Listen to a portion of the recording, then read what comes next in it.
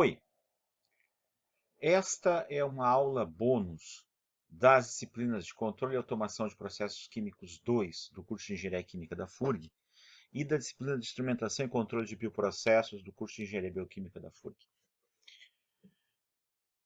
Hoje eu vou falar a respeito de um exemplo de aplicação do controle automático de nível de líquido em um processo em batelada, que foi uma unidade que eu construí aqui na minha residência. Tudo bem? Então, desde o início do semestre, na realidade, antes do início do semestre, eu já estava pensando em tentar replicar uma unidade de controle de nível que eu tenho lá no laboratório, tá certo? Que foi montada com recursos próprios lá no laboratório, montar uma coisa parecida aqui na minha residência. E aí,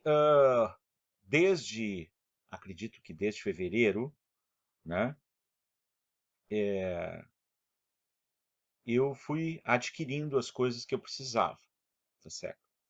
E aí, durante essa última semana, e particularmente nesse final de semana, eu fiz a aplicação de toda a metodologia necessária para conseguir implementar o sistema. Então, eu vou identificar aqui, tá certo? Eu tenho aqui a fonte, né? A fonte de tensão, 12 volts, tá certo? Aqui eu tenho o banco de relés, né? Os relés. Aqui eu tenho a placa Arduino, onde vai ser feita toda a medição de nível e a atuação sobre as bombas, tá certo? Aqui dá para ver ao fundo as duas provetas. Então aqui eu tenho a proveta que corresponderia ao tanque, né, 2, e aqui eu tenho a proveta que corresponderia ao tanque 1. E aqui não dá para ver porque a foto ficou inclinada, né? Eu tenho no suporte universal, eu tenho duas bombas. Aqui eu tenho uma bomba idêntica a essa bomba aqui, tá certo? Eu tive um problema com as bombas, né? Alguns dos estudantes já sabem que eu estou montando esse sistema faz algum tempo. E eu tinha adquirido essas bombas aqui da Robocore, tá certo? Eu tinha adquirido 3 dessas bombas, 2 mais uma de reserva, tá certo? Só que essa bomba aqui, ela tem um problema. Qual o problema? O problema dela está associado à forma como é feita a transmissão da potência do motor elétrico, ou da potência não, do trabalho elétrico para os roletes da bomba. Então, o motor elétrico DC dessa bomba aqui da Robocore, tá certo? Ele tem um eixo que atravessa, né, atravessa para o meio dos roletes, bem aqui no meio, ó, dá para ver, bem aqui no meio, tá certo? Esse espaço que fica entre os roletes ali, entre os 3 roletes, tá? Os roletes são responsáveis por criar o movimento peristáltico quando ocorre a rotação na mangueira que é flexível, certo? O que acontece é que essa bomba aqui é uma bomba para funcionar na faixa de 12 a 24 volts. 12 a 24 volts. E a primeira fonte que eu fui usar era uma fonte de PC, uma fonte de desktop, que no máximo me dá 12 volts. Então eu não conseguia ligar essas bombas. Nenhuma delas ligava. Por quê? Porque na realidade o motor patinava. Quando eu desmontei, o motor ligava tranquilamente 12 volts. Mas, por causa da construção mecânica dela, tá certo? Eu não conseguia fazer funcionar porque eu não tinha mais do que 12 volts para usar, porque ela é para funcionar de 12 a 24. Aí eu adquiri essa fonte e pensando, essa outra fonte aqui, tá certo?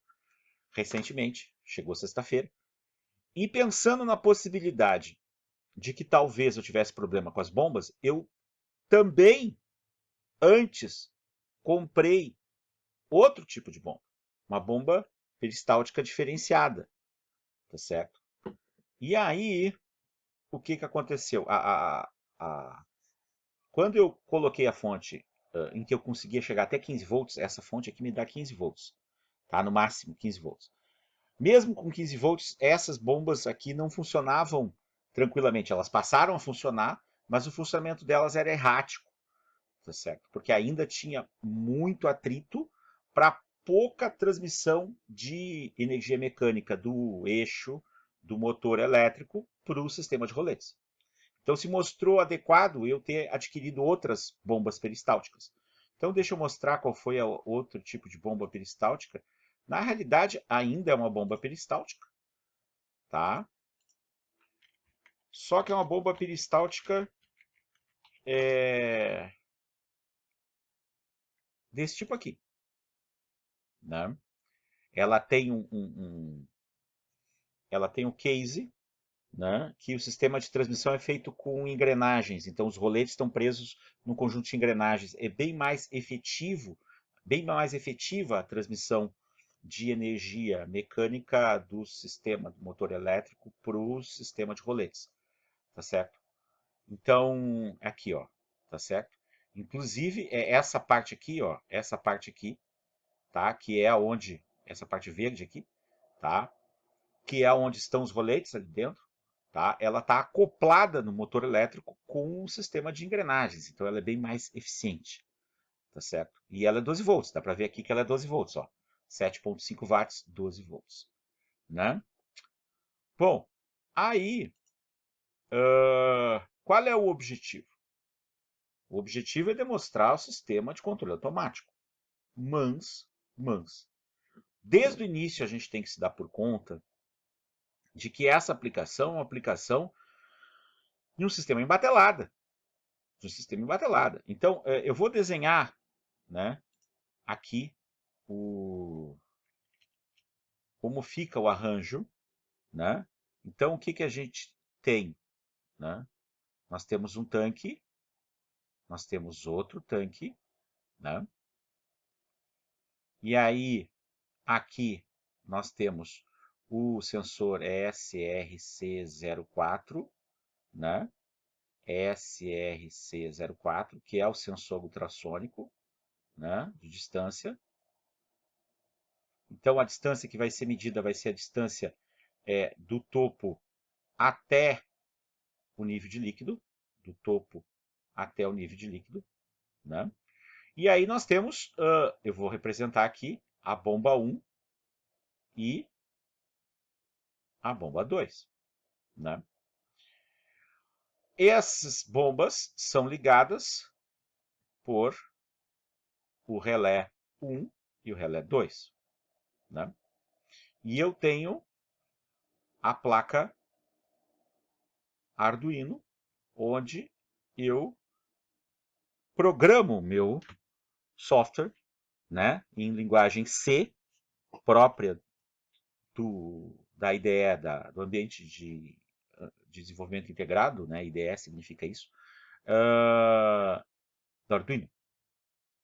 Então, eu vou usar uma sucessão de pinos, né, digitais, tanto para me comunicar com os relés, quanto com os sensores ultrassônicos. Aqui eu estou fazendo um esquema bem simples, tá? Os relés ligam e desligam as bombas. Eu tenho um vídeo mostrando isso na instalação, na montagem, por isso que eu não estou muito preocupado em explicar detalhadamente isso agora. Mas o que me interessa é mostrar para vocês que existe o quê? Eu tenho a bomba, ela vai tirar de uma proveta e mandar para outra proveta. E essa bomba vai fazer o contrário, ela vai tirar daqui e vai mandar para cá. Então eu não tenho um sistema contínuo, o que eu tenho é um sistema batelada. Então, como escolher o tipo de aplicação? Essa é a questão. Então, eu optei em fazer o seguinte, colocar um set point, que fosse um set point num dos tanques. Como a quantidade de líquido não muda, né? Se eu colocar o set point fixo num dos tanques, porque a quantidade total é fixa, E em algum momento que eu alcançar o set point no primeiro tanque, eu vou ter uma altura qualquer fixa no outro também. Mas uma bomba é a bomba manipulada. Então eu tenho a bomba manipulada, que é a bomba que o algoritmo de controle vai gerar a ação, que ela vai ligar e desligar. Tá certo? E eu tenho a bomba problema. A bomba problema, tá? A bomba perturbação. Bomba perturbação. Bomba perturbação. Então a bomba perturbação ela pode se comportar do jeito que eu quiser, matematicamente eu escolho, porque a lei, a equação que determina como que a bomba que tem a vazão manipulada funciona é a lei de controle, mas a bomba perturbação eu escolho o jeito, né? E eu escolhi o pior possível, que foi a forma pseudo-aleatória, randômica. Tá certo? Então eu escolhi a pior forma possível, que é o mais parecido com uma perturbação aleatória, que é a perturbação randômica. Por que randômica? Randômica porque é pseudo-aleatória, tá certo? É a partir de uma geração de um número em computador. Então não é uma aleatoriedade verdadeira, é uma aleatoriedade gerada por software, por equação. Né? Então, se a raiz do número aleatório for a mesma, vai dar a mesma sequência de números aleatórios ao longo do tempo. Tá certo? Shannon dizia que é impossível gerar um número verdadeiramente aleatório usando uma equação matemática. Vocês devem lembrar do tabelão de cálculo, né? Do tabelão Shawn, né? Do tabelão Shawn.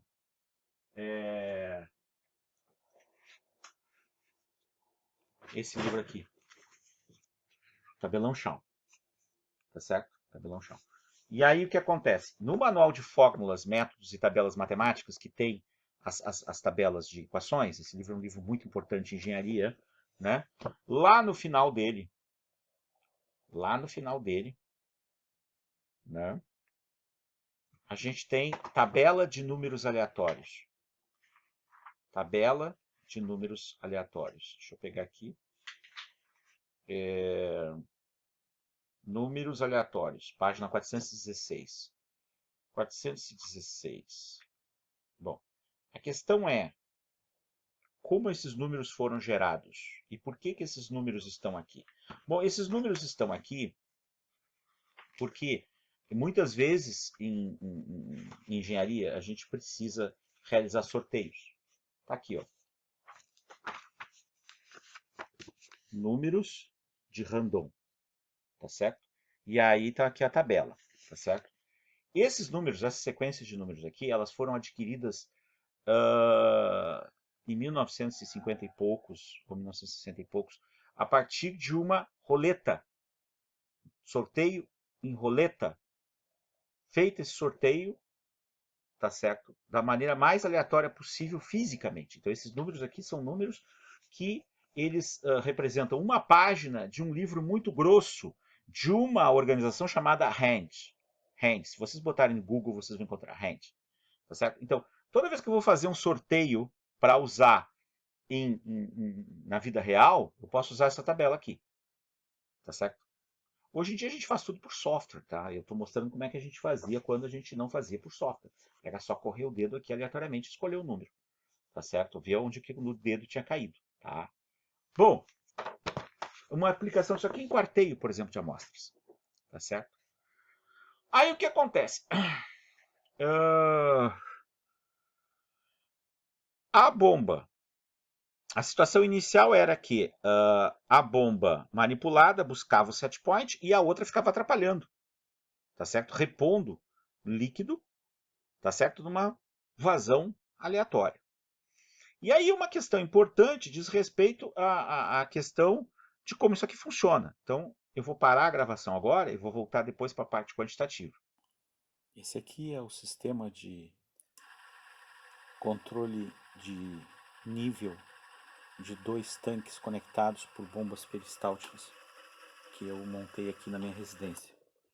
Tá certo? Então, aqui está a fonte de alimentação, né? Sistema alimentado com 12 volts, tá certo?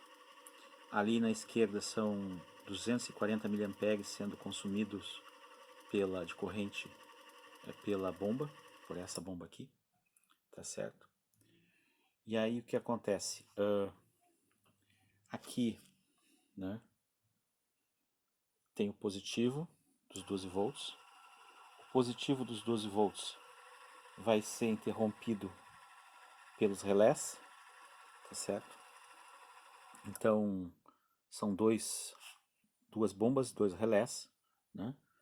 Então, aqui eu tenho o positivo, está no normalmente aberto, e esse fio aqui, fio branco, tá certo? Vem até a bomba peristáltica. Então, aqui eu estou usando o relé 4, né? O relé número 4 do banco de relés. 1, 2, 3, 4. Tá certo? 4. A outra bomba, que é essa bomba aqui, tá certo? Ela tá conectada através desse fio verde aqui no relé 8. Tá aqui o relé 8, tá certo? Então os relés interrompem os positivos das bombas. As bombas, nesse instante, elas estão operando de forma alternada, tá? Simplesmente passando líquido de um lado para o outro. Então o que acontece? Eu não implementei ainda, né, o sistema de controle de nível, mas já implementei o sistema de medição de nível. Então o sistema de medição de nível, ele é feito em cada uma das provetas por esse sensor ultrassônico aqui, tá certo? Esse sensor ele emite um feixe ultrassônico que vai até o nível de líquido que está aqui embaixo, tá certo? E eu tenho naquela proveta e nessa proveta, tá certo? Eu tenho 2 sensores ultrassônicos. Os sensores ultrassônicos do tipo SRC04, né, eles estão aqui nas portas digitais do Arduino. E nas portas 2 e 8 estão os relés. E nas demais portas eu tenho os triggers e os ecos dos sensores ultrassônicos, né? O Arduino ele é alimentado pela USB e os dados de altura, de distância na realidade, entre o líquido até os sensores estão aqui. Então esses dados aqui, eles são dados que estão associados à operação intercalada em tempo fixo. Tá? Eu fiz um programa em Arduino, né, que simplesmente ativa as bombas de forma alternada, só para testar o sistema, né? Então olha aqui, ó.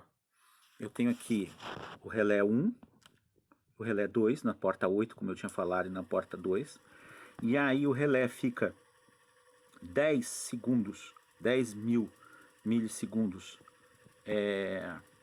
ligado e 10 mil desligado. Aqui está invertido low high, porque esse banco de relés é daquele que funciona invertido, tá certo?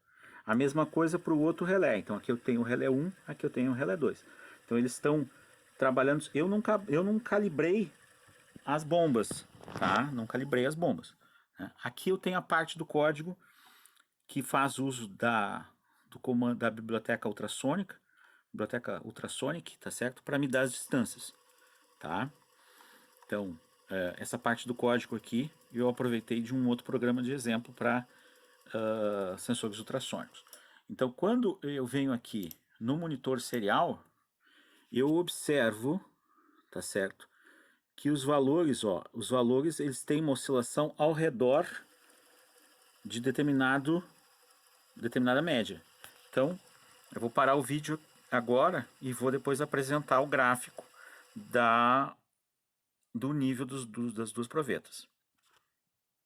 Esse então é o gráfico do comportamento do primeiro experimento com o sistema de bombas ligado de forma alternada, né? Então, o que se tem? Durante 10 segundos, né? 10 segundos, as bombas ficam alternadamente ligadas. Então, a gente tem que ter em mente o motivo de fazer o experimento. O motivo de se fazer um experimento é que a prática experimental, ela, além de trazer dados, informações que são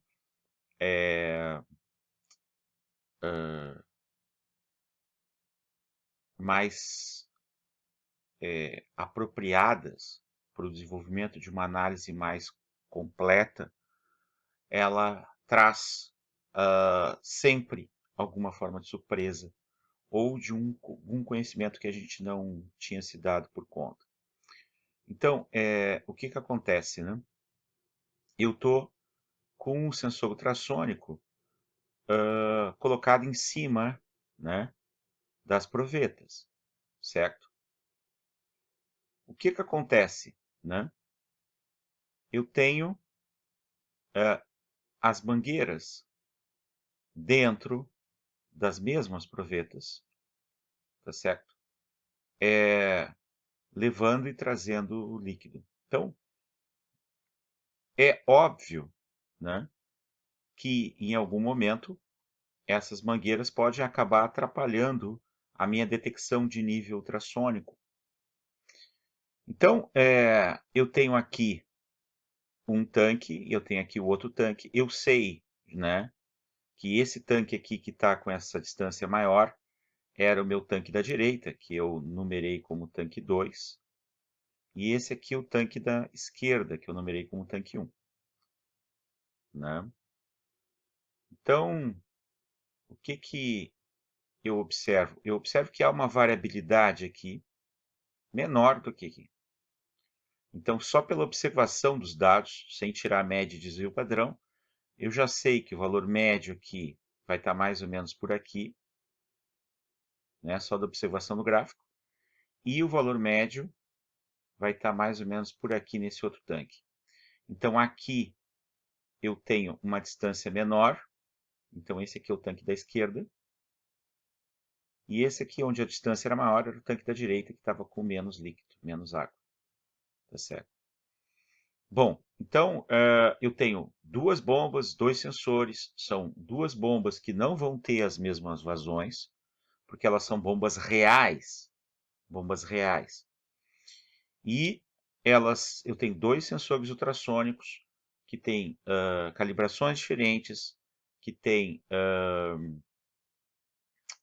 características diferentes. Eles não vão ter o mesmo desvio padrão, né, a mesma reprodutibilidade na medida.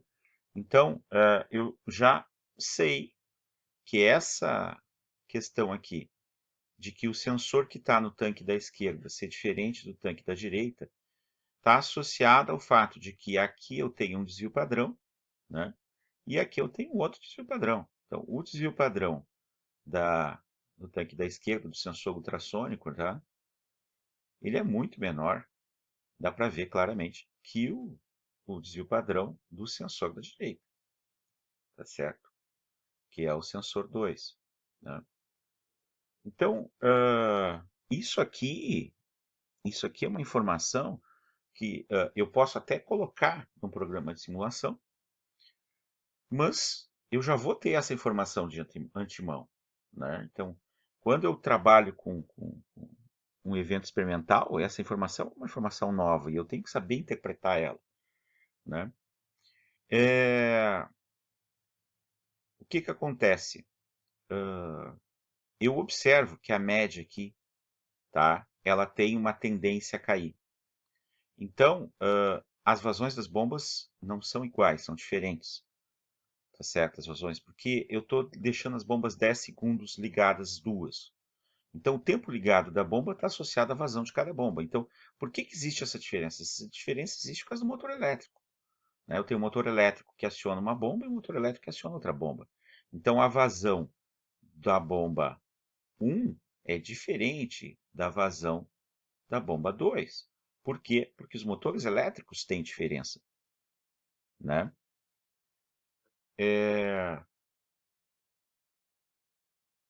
Quando eu pego e vou fazer o teste 2, o teste 2 eu vou mostrar primeiro o código do teste 2. Tá? O teste que eu chamo de teste 0, mas que na realidade foi o segundo teste. O teste 0 é o teste com controle, né? Com alguma forma de controle. Então, o que eu tenho? Eu tenho o mesmo código básico, só que agora, em vez das bombas ficarem ligadas de forma alternada, eu tenho uma seção de controle. Eu vou copiar esse código aqui e vou levar para o editor para aumentar o tamanho da fonte. Tá certo? Para facilitar a nossa visualização. Então,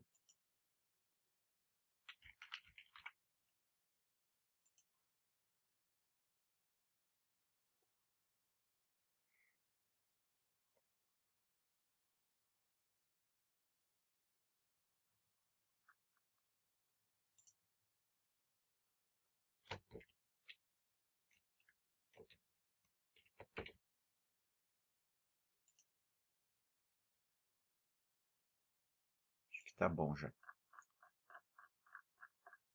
Bom, então a minha seção de controle, eu defini um set point de 20 centímetros, tá certo? E aí eu calculo uma variável erro, né? A variável erro é o set point menos CM1. CM1 é a variável em que está a distância associada ao sensor da esquerda, né? E aí eu defino um ganho, esse ganho foi totalmente arbitrário, tá certo? Um ganho totalmente arbitrário. E vocês já vão entender por que é arbitrário. E eu defini a equação do controle proporcional. Então eu disse que a ação 1, que seria a ação da bomba 1, né, seria menos Kc vezes erro. Bom, por que menos Kc? Porque quando eu ligar a bomba, eu vou ter uma redução do nível, né? Então, eu tenho a variável vazão da bomba aumentando e o nível, a distância, o nível caindo. Então, a relação é inversa, tá certo? Aí, o que acontece? Eu coloquei aqui o filtro saturador. Então, essa seção aqui, essas duas linhas, são um filtro saturador. Então, se a ação for maior que 1, ação igual a 1. Se a ação menor que 0, ação igual a 0. Por quê? A gente já viu isso lá num programa que eu fiz há muito tempo, né? Isso é para eu ter o limite físico. Então, esse tipo de filtro é chamado filtro saturador, né? Aí, eu defini aqui essa variável tempo total, T total. T total, 6.000. O que é isso? Isso aí é o tempo total que a bomba vai ficar ligada, que a bomba 1 vai ficar ligada, né? E aí, aqui, eu estou passando, tá, a ação multiplicada pelo tempo total. Então, um número entre 0 e 1, né? Ou totalmente desligado ou totalmente ligado, para o tempo total que a bomba vai ficar ligada. Porque eu não consigo fazer variar o tempo ou a vazão da bomba, porque eu não implementei um programa que varia a tensão sobre a bomba, mas eu posso usar PWM, modulação por largura de pulso, uma coisa que a gente já falou mais de uma vez ao longo das nossas aulas assíncronas. Então, qual é o princípio básico? Só relembrando, qual é o princípio básico da nossa largura por modulação de pulso? Modulação por largura de pulso, desculpa. Então, eu vou usar aqui, eu posso lembrar que eu tenho tempo e que eu tenho aqui a variável que eu quero, né? E que ela só pode setar dois valores, o valor 0 ou o valor 1. Então, o que eu faço? Eu defino um tempo, que nesse caso aqui foi um período de tempo de 6 segundos, ou seja, 6.000 milissegundos, né? 6.000 milissegundos. E aí eu vou ficar com uma parcela do tempo que ela vai ficar ligada e uma parcela do tempo que ela vai ficar desligada, tá certo? Então, o tempo on são 6.000 milissegundos. E a ação 1 é a variável que vem da equação de controle proporcional e ela vai variar entre 0 e 1. Então, se a ação for fique inteiramente ligada todo o tempo, vai dar 6.000 milissegundos dela ligada. Se ela for desligada todo o tempo, vai dar 0. Se for 50%, vai dar 3.000 e assim por diante. Né? Bom, quando eu continuo com a análise do código, eu tenho aqui a seção que ativa, né, a bomba, tá certo? Então a bomba, esse digital write 13 aqui, esse digital write 13 é porque eu ligo o LED. Para eu ver que ela funcionou, eu ligo o LED do Arduino. A porta 13 do Arduino é a porta associada com o LED da placa, né? E aí aqui está o comando que faz a bomba ligar, esse relé está invertido, então quando eu mando um sinal low para ele, ele acaba ligando a bomba. E aí ela vai ficar delay, ou seja, esperando o tempo que tiver que ficar ligada a bomba. Aí ela vai desligar, tá certo? O LED, tá? E vai mudar o estado do relé. Então eu sei que quando o relé ligou, a bomba ligou. Quando a bomba desligou, o relé da placa desligou. Né? Aí eu tenho aqui o tempo que fica desligado, né? Porque eu preciso ter a garantia que eu vou ficar 6.000 milissegundos fazendo alguma coisa. Seja ligado ou desligado, porque na modulação por largura de pulso, o tempo total tem que ser constante. E aí aqui fica o tempo off, tá certo? O delay do tempo off, que foi calculado como sendo o tempo total menos o tempo 1. Então a soma de tempo off mais tempo 1 tem que dar o tempo total. Bom, aqui vem a ação da bomba contrária, né? Então a bomba contrária, ela não, que é a bomba 2, né? Por isso contrária, né? Ela não está associada a uma ação de controle. Ela é uma bomba perturbação, né? Então, o que acontece? Eu estou num experimento que é um experimento, digamos assim, exploratório, né? Todo experimento é exploratório, mas esse é mais exploratório porque eu não calibrei as bombas e não calibrei os sensores ultrassônicos. Tanto é que nesse código eu só usei informação do sensor ultrassônico da esquerda. E aí a bomba 2, ela fica 12 segundos. Agora ela fica 12 segundos ligada. Só isso. 12 segundos ligada. Então, a priori, ela está sustentando uma vazão que é o dobro da vazão da outra bomba. Né? Bom, o que acontece? Esse programa ele tem a saída, aqui está a determinação do tempo total que o programa está rodando. Aqui o tempo é passado para segundos. E aqui eu tenho a seção do programa que me mostra os dados em coluna no monitor serial, né, do PC. Da onde eu vou tirar os dados e vou levar para a minha aplicação de planilha eletrônica. Então, eu tenho as colunas de tempo, distância, set point, erro e ação. Né? Eu levei isso para a minha planilha eletrônica, no LibreOffice, e está aqui os resultados. Tempo, distância, set point, erro e ação. Né? Então, o que acontece? Né?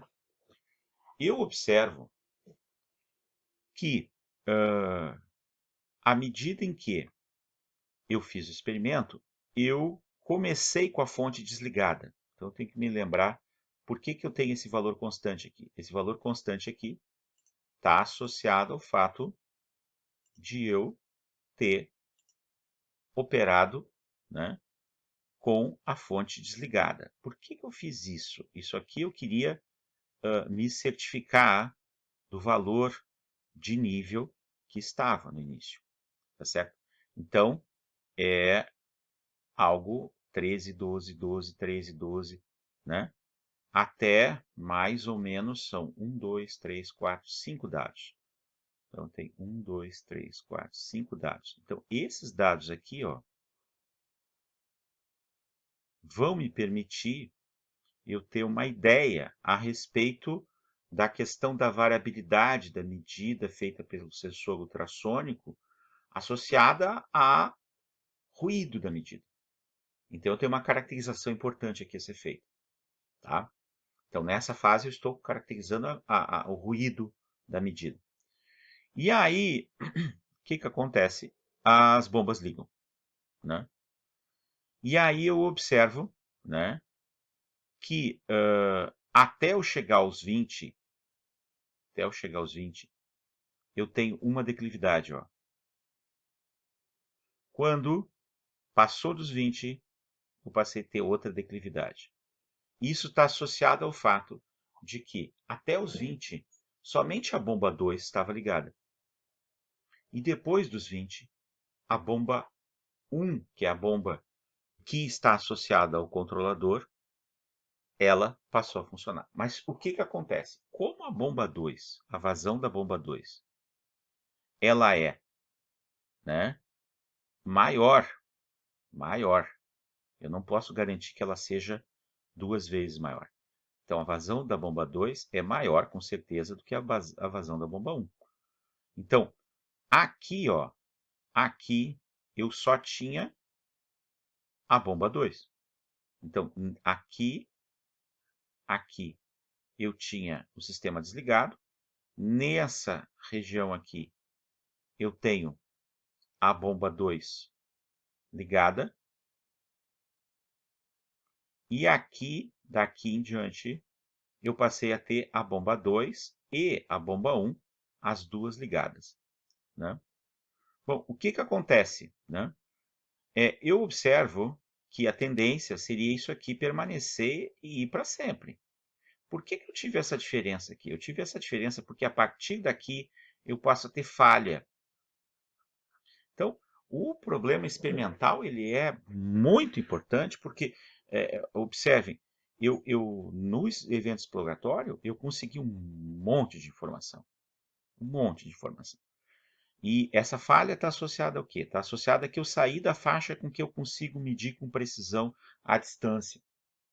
Então eu sei, já sei, que na minha aplicação derradeira, quando eu for testar o meu algoritmo de controle, eu não vou poder usar, né, essa distância aqui.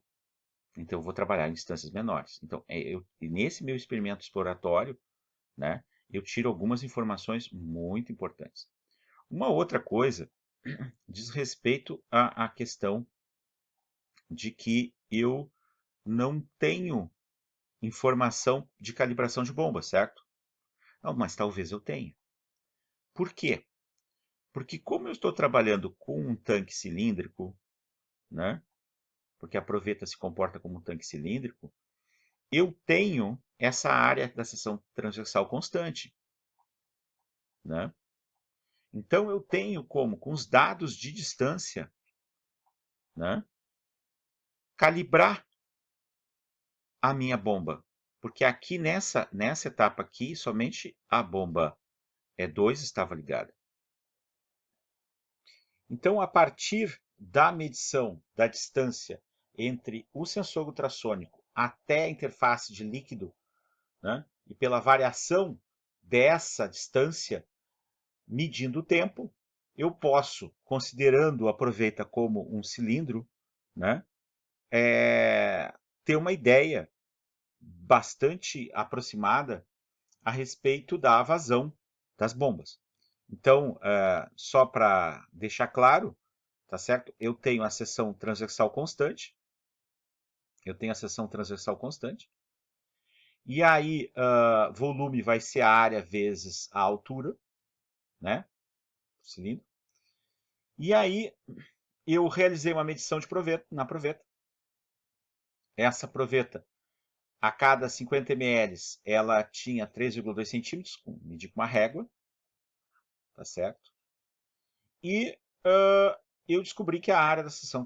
Descobri não, determinei que a seção da área transversal era 15,625 centímetros quadrados. Tá certo? Vai ser uma constante que eu vou usar nas minhas planilhas. Né? Então eu vou guardar essa informação. Porque agora eu sei que para realizar a medição de vazão, eu preciso de duas medidas importantes. É a medição da distância no sensor ultrassônico, que tem as suas incertezas, né, associadas à medição experimental, e da medição de tempo, né? Que eu uso a placa Arduino para medir o tempo. Só que o que acontece? Eu vou ter um processo em que eu preciso ter a medição do sensor ultrassônico, e eu já vi que o sensor ultrassônico ele tem as suas imprecisões. Então eu vou ter que usar algum fundamento de tratamento de dados experimentais para poder melhorar a informação que o sensor ultrassônico, que os sensores ultrassônicos me dão, né? Então, hoje de manhã, né, eu fiz isso, esses tratamentos experimentais, né? Então eu chamei de caracterização dos sensores. Deixa eu ligar aqui o Epic Pen, né? Então eu chamei de caracterização dos sensores ultrassônicos. O que que acontece então? A ideia era eu realizar medidas em que eu tinha o tempo transcorrendo à medida que eu realizava as medições. Esse tempo é o tempo gasto só para realizar as medições. Então aqui eu estou com as bombas desligadas. Bombas desligadas. Qual é o intuito do experimento? O intuito do experimento é determinar o erro estático, né? O erro estático dos sensores. Então eu não tenho mudança na altura de líquido. E aí eu observo que eu tenho aqui uma variação muito grande. Vamos colocar um gráfico aqui, né? Vou colocar um gráfico aqui. Deixa eu colocar aqui.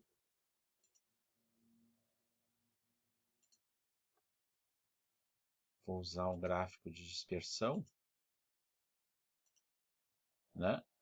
Eu tenho claramente um sensor totalmente diferente do outro, né? Então, com média de 10 medidas. Então, nesse instante, eu cheguei à conclusão que podia ser o sensor. Eu fui lá, troquei o sensor, tá certo? Substituí o sensor, né? Substituí o sensor. E pensei em aumentar o número de amostragens para realizar a média, porque aqui eu estava fazendo a média de 10 medidas. Então, por isso que, se eu olhar aqui na coluna do tempo, eu tenho um intervalo de 0,04, ou seja, algo em torno de 40 milissegundos entre as medidas, né? Então, eu fui para a etapa 2 de caracterização, tá certo? Passei a usar a média de 100 medidas. Quando eu passei a usar a média de 100 medidas, o tempo aumentou para em torno de 0,42 segundos. 0,43 aqui, ó. Ou seja, aumentou 10 vezes o tempo das medições. Vamos ver se melhorou muito a qualidade das medidas. Eu vou fazer o gráfico.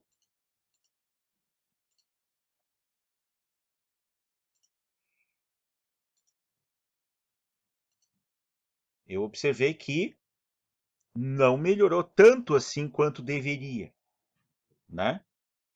Então, nesse instante, eu comecei a pensar na questão da limitação do sensor ultrassônico e como o sensor ultrassônico funciona, né? O sensor ultrassônico, ele funciona, eu vou usar aqui para explicar como que o sensor ultrassônico funciona. O sensor ultrassônico, ele tem um emissor e um receptor. Então, ele tem, aqui ele tem o emissor da onda e aqui ele tem o receptor. Então, aqui é o TX, transmite a onda, e aqui o RX. Então, o circuito eletrônico que está na parte de trás aqui, ó, na parte de trás do sensor, né, o que que ele faz? Na realidade, e como eu já expliquei isso em algumas aulas para algumas turmas, eu tenho 4 pinos. Eu tenho 4 pinos. Então, os pinos estão na sequência VCC, que é o positivo, Na outra ponta eu tenho ground, que é o negativo. E aí eu tenho um pino chamado trigger, que eu já usei esse termo, trigger, que é o gatilho. E eu tenho echo. Então, o gatilho é quando eu disparo do Arduino um pulso que faz com que essa onda seja emitida. E o Arduino fica escutando a porta eco, que é essa porta aqui, tá? Quando o sinal volta pelo RX, o sensor dá um pulso de volta para o Arduino. E o Arduino mede o tempo entre ida e volta. Então, o que acontece? Se eu ficar usando o sensor ultrassônico constantemente, eu vou ter um ruído elétrico associado à forma como o sistema trabalha. Então, eu preciso que haja um tempo de acomodação do projeto elétrico, né? Projeto elétrico eletrônico. Então, levando isso em conta, levando essa informação em conta, né? Eu parti para uma etapa de caracterização 3, em que eu comecei a usar delay entre as medidas. Delay entre as medidas. E aí vamos ver se melhorou. Né? Vou fazer o gráfico aqui.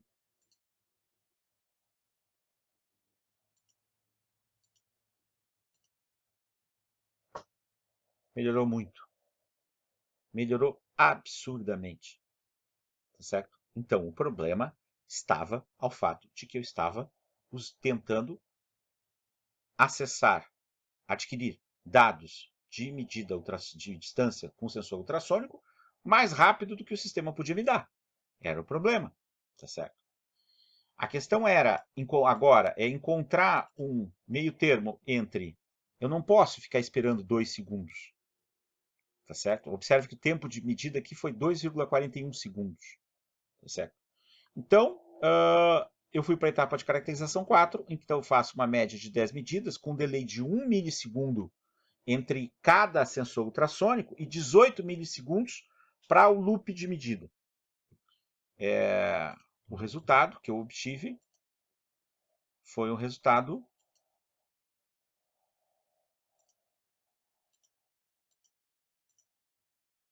muito bom para um sensor, e o outro tinha um ruidinho, mas era um ruidinho aceitável. Tá certo? Mas mesmo assim eu quis melhorar mais ainda.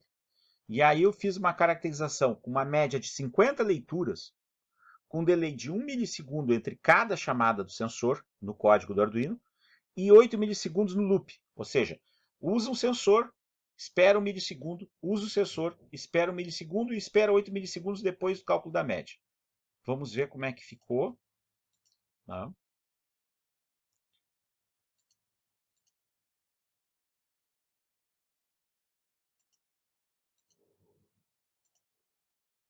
Ficou muito bom. Ficou muito bom. Tá certo? Ficou muito bom mesmo. Né? Então, eu adotei essa aquisição de dados para esse sistema de aquisição de dados de distância. Bom, a partir de ter o sistema de dados de medição de distância, eu passei a poder tentar calibrar as bombas. Qual a utilidade de calibrar as bombas? Bom, para poder dimensionar qual a vazão máxima que eu usaria, tá certo? Porque eu tenho, desde o início, a proposta é ter uma bomba junto com o algoritmo de controle e a outra bomba perturbação. Então eu não posso submeter o sistema que a vazão vai ser manipulada a uma condição em que a bomba perturbação tem uma vazão muito maior do que ela. Então eu preciso saber os limites, eu preciso ter essa informação, eu preciso quantificar essa informação. Né? Então, o que eu fiz? Né? Eu fui partir para a calibração. Então vamos lá. Calibração da bomba 1 operando 10 segundos ligada e 10 segundos desligada. Então, eu fiz um programa em que a bomba ficava só ela ligada durante 10 segundos. O que é esse 10,71? É 10 segundos dela ligada, mais 0,71 segundos que representa o tempo que o sensor ultrassônico, que os dois ficam funcionando. Tá certo? Que é o tempo que eu gasto lá por causa do delay que eu acrescentei na etapa de tratamento de dados do sensor ultrassônico de distância.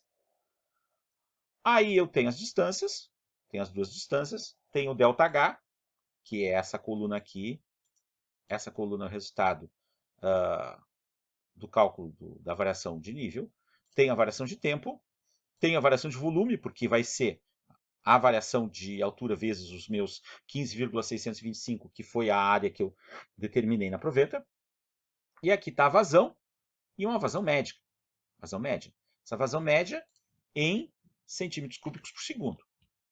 Bom, aí o que acontece?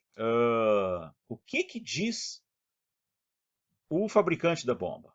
O fabricante da bomba diz que essa bomba ela é uma bomba de algo em torno de 100 ml por minuto. Então, se eu pegar e colocar 60 vezes esse valor, eu vou ter 72. Então, não é um valor tão inadequado assim com respeito ao valor nominal da bomba, a capacidade nominal da bomba, né? Eu pensei na possibilidade de que 10 segundos de ativação da bomba fosse muito. Então, eu realizei o experimento com 5 segundos, 5 segundos dela ativada. E aí, o que eu fiz? Eu fiz o mesmo experimento e alcancei 1,23 centímetros cúbicos por segundo. Então, observa que antes tinha dado 1,21 e agora deu 1,23.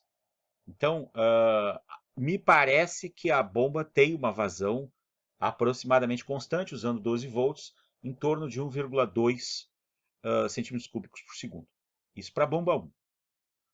Para a bomba 2, eu fiz as mesmas considerações. E aqui eu me dei conta que eu podia usar as duas variações de nível, porque eu tenho dois sensores ultrassônicos. E achei 1,33, determinei 1,33 e 1,19. Então aqui, quando eu uso dois sensores ultrassônicos diferentes, eu estou anexando no cálculo também a incerteza do sensor. E claramente eu tenho um sensor que tem mais incerteza do que o outro. Certo? Quando eu repeti para a bomba 2, eu obtive, para 5 segundos, eu obtive uma vazão bem menor. Então, uma das coisas que eu comecei a considerar é que o fato de que necessariamente os meus sensores não fossem muito estáveis à medida que ficassem operando durante muito tempo. Tá? Isso permitiu eu definir que usaria um período de tempo da ordem de 5, 6 segundos para operar o tempo das bombas. Tá? E aí eu parti para o problema de controle em si. Né? Então, qual era o problema de controle? O problema de controle era o problema de manter o nível constante. Né? Manter o nível constante. E aí, eu coloquei um set point de 12, mudei a faixa, como eu já tinha avisado que eu ia mudar por causa do problema da falha que eu tive. Coloquei o nível no tanque 1 de 12, né? E aí aqui, o que acontece? Eu já estou vendo o resultado experimental, onde a minha bomba ficou constantemente ativada até alcançar o set point. Quando chegou o set point, ela desligou. Então aqui eu estava com um problema somente com a bomba ligada. Então observe que se eu não tiver a bomba perturbação, o problema de controle é trivial. Porque aí é simplesmente um problema de automação, não um problema de controle automático. Porque eu não vou precisar tomar uma decisão de quanto tem que ser a manipulação da vazão da bomba, porque ela simplesmente vai ficar ligada até atingir o set point e ela vai desligar sozinha. Então, o problema de automação é fácil. Né? Então aqui é o modo de operação em que eu simplesmente saí de um desnível, desculpa, de uma distância de 6, o nível estava lá em cima, e aí a bomba ligou e foi esvaziando, esvaziando, aumentando a distância até alcançar 12 centímetros. Então esse problema é fácil, trivial. Uma bomba só ligada. Esse problema não é complicado do ponto de vista matemático. Tá certo? Bom, agora, com a bomba problema ligada, né, eu mexi no código. Né? E aí eu passei a ter a possibilidade de testar KCs diferentes. Né?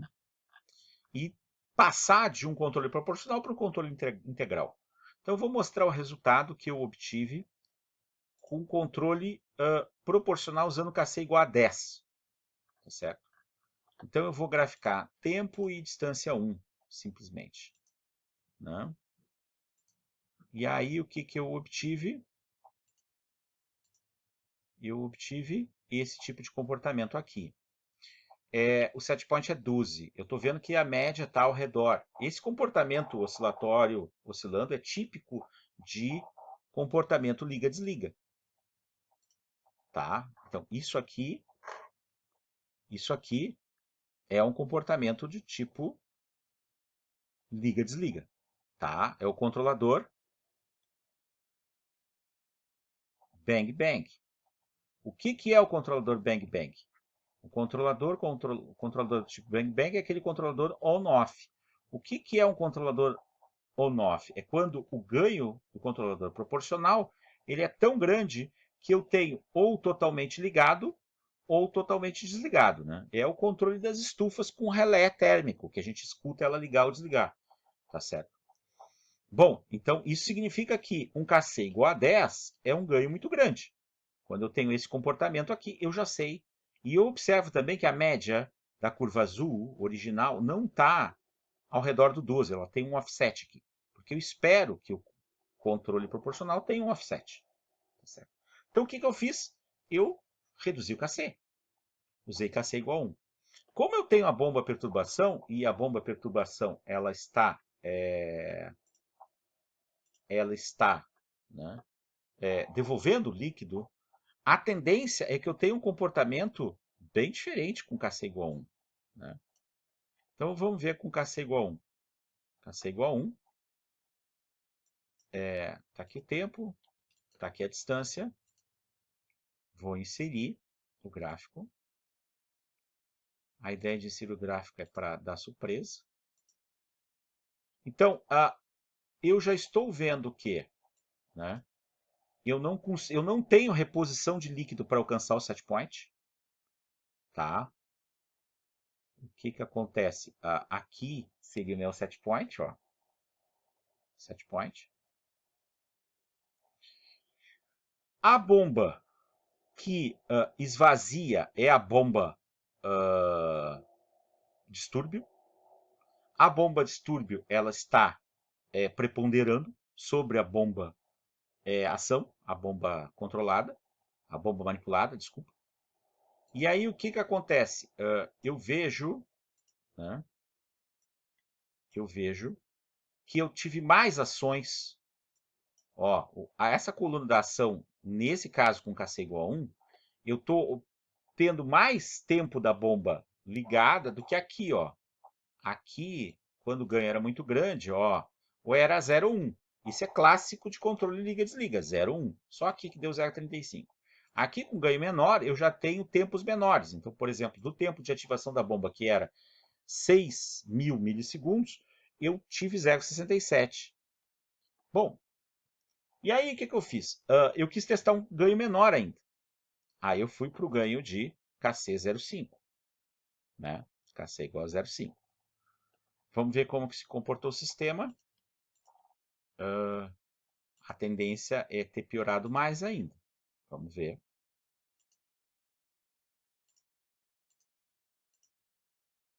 Olha só. Claramente eu tenho um offset. Tá?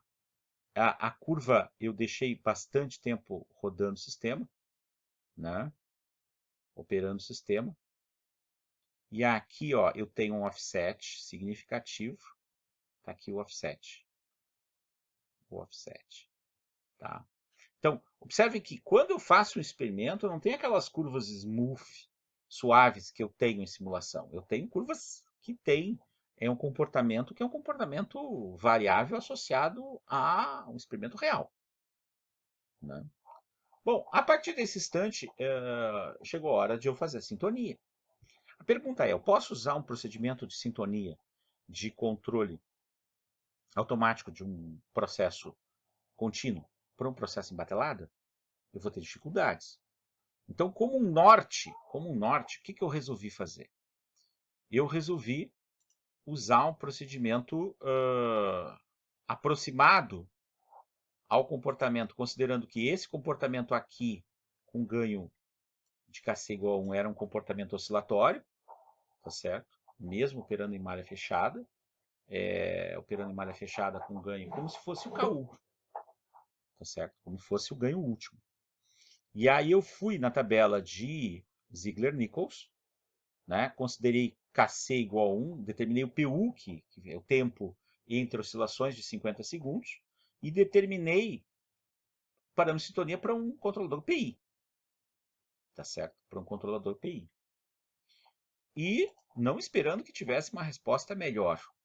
Não necessariamente seria melhor, né? Porque eu estou trabalhando com processo de batelada, né? De acordo com a lei de Lubin, em controle, quanto mais simples, melhor.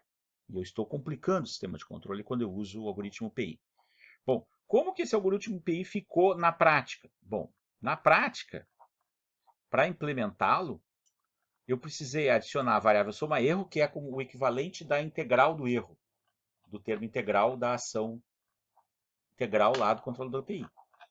Na parte de controle, o que eu fiz na seção de controle? Né? Eu tenho a determinação do erro, né? Tá aqui meu setpoint 12, tá aqui o erro, tá aqui o erro, né? Aí eu tenho soma-erro, passa a ser soma-erro mais zero. Esse aqui é o acumulador que equivale é a versão digital da integral do erro. Aí o meu tau i é 50 dividido por 1.2, como eu já tinha dito. Tá certo?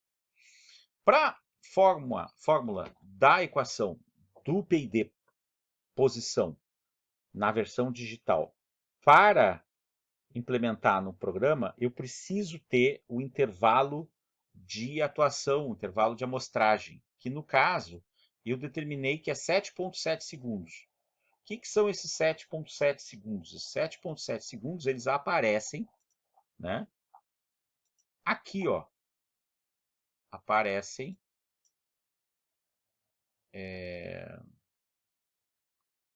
quando eu fiz o KC, não era 7,7, professor, errei a conta. Não era 7,7, era 7,7 quando era antes, né? Nunca foi 7,7. Não deveria ser. Deixa eu ver deixa eu ver uma coisa, se eu estou dizendo uma bobagem aqui. Eu estou dizendo uma bobagem, é 7,7, porque olha aqui, ó. É que o tempo não começou em zero. Então, esse aqui, que é 28, menos o anterior, 20,41, 7,7, tá certo? Ó, se eu pegar, sempre dá 7,7. Então, tá certo. O intervalo é 7,7. Né? É que o tempo não começou em zero. Né? E aí, a questão é, como que fica a equação do PID posição? Deixa eu voltar para o código lá. Fica, a ação passa a ser KC vezes, né? Então eu estou usando a forma que a gente chama de forma serial da implementação do controle PID, né? É só P mais I. Então eu tenho KC vezes erro, mais soma erro vezes ΔT sobre tau I. Esse ΔT está aqui para acertar as unidades, né? Porque se eu me lembrar bem, lá na integral do erro de TDT, é erro de TDT. Então eu preciso ter erro, que é o soma erro, e eu preciso ter o tempo aqui, que é o ΔT. Tá certo? Dividido por tau I, que equivale a 1 sobre tau I, que multiplica a integral do erro de TDT na equação do controle analógico. E como que aqui eu tenho o saturador, e depois o resto do programa é exatamente igual, né? Como é que ficou o desempenho? Né? Eu vou fazer só análise gráfica, eu não tenho tempo para fazer análise de índices de desempenho aqui. Tá certo? Opa, errei. Não é esse o gráfico que eu quero. Vamos de novo.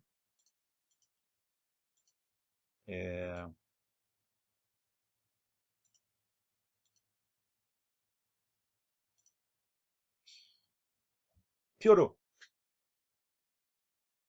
Piorou. Mas observem que piorou, mas agora eu tenho uma oscilação que é característica da resposta integral. E eu esperava que aumentasse a oscilação. Por outro lado, o offset, ele deixou de existir.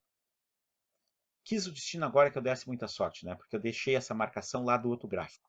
Então aqui eu tinha um offset do gráfico anterior, tá certo? Aqui era a média quando eu usei KC igual a 0,5, tá certo? Então, e agora eu tenho um comportamento que oscila positivo e negativo, ou seja, o comportamento oscilatório está associado ao fato de que o termo integral torna o sistema oscilatório porque ele muda as raízes da equação característica da função de transferência do processo.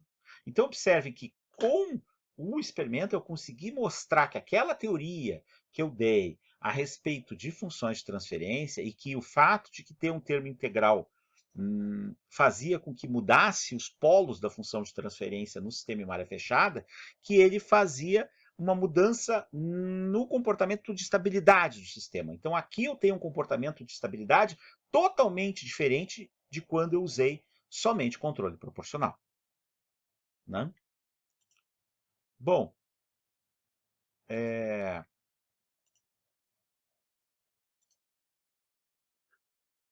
eu quero realizar um encerramento, tá certo? Esse encerramento eu quero mostrar uma curiosidade para vocês. Mostrar uma curiosidade para vocês. Deixa eu pegar aqui, eu tenho uma planilha. Eu não lembro se eu fiz a planilha no Excel, fiz aqui.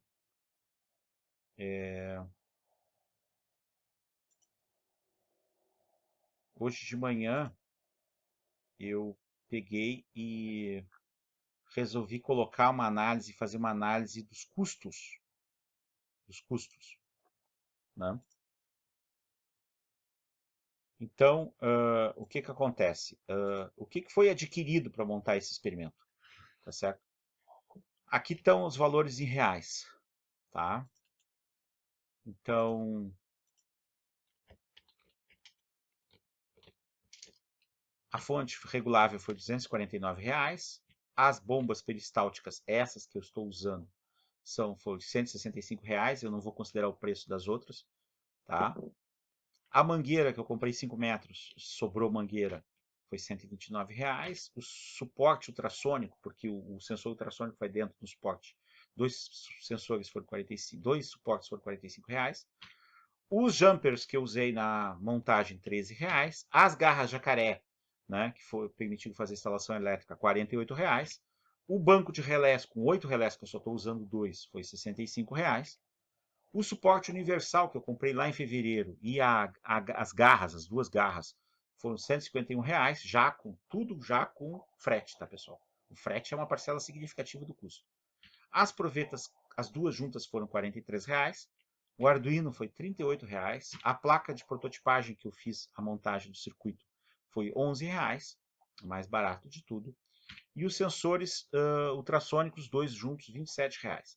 Então, para montar esse experimento aqui, eu gastei R$ 989, não considerando o custo das bombas que não funcionaram. E não considerando o custo da fonte de computador 12 volts que eu não usei. Tá? Que eu acabei usando essa fonte regulável aqui, tá certo? Que eu usei no experimento. Então, observe que isso prova que a aula experimental ela é uma extremamente cara, muito cara. Certo? E era de se esperar que ela fosse cara, porque ela me dá uma riqueza de informações que é difícil de se esgotar, tá certo? Eu não tenho mais tempo para continuar trabalhando e melhorando o sistema de controle e mostrando mais coisas para vocês. Infelizmente, eu não tenho esse tempo, tá certo? Bom, era isso por hoje. Eu agradeço quem me acompanhou até aqui. Fiquem bem.